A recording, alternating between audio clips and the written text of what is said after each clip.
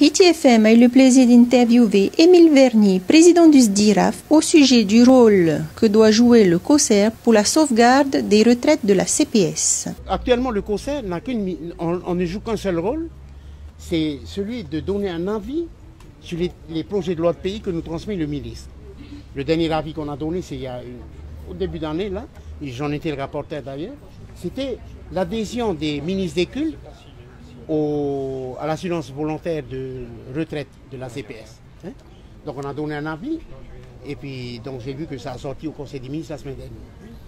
Ce que nous devons faire, c'est deux choses.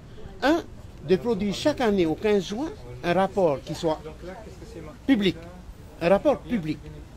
Et dans ce rapport, on fait des préconisations pour l'année suivante, pour 2021.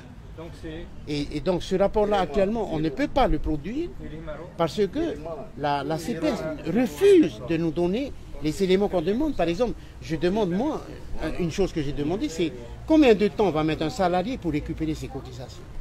J'ai dit tout à l'heure, en 2013, un salarié qui a travaillé 30 ans, il récupère les cotisations qu'il a mis en 4 ans.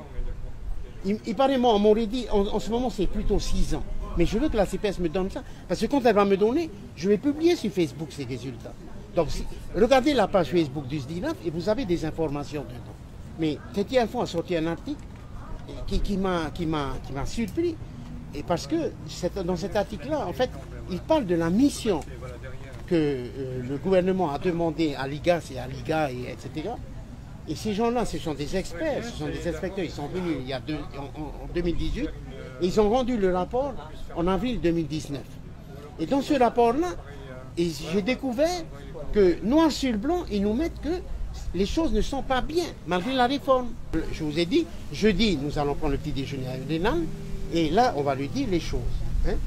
Et à partir de là, je pense que parce que moi, ce que je veux, c'est que quand on fait une demande à la CPS, qu'elle ne mette pas 1 an pour répondre.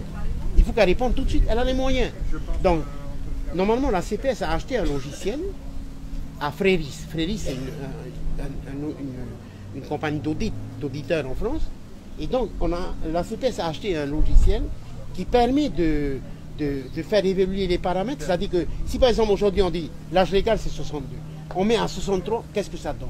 Il semblerait qu'ils soient capables de faire ça. Et donc, on a demandé à ce qu'on puisse assister à une présentation. Et donc, demain, je vais à la CPS et je vais voir un peu, on va nous expliquer, soi-disant, qu'est-ce que c'est que ce logiciel.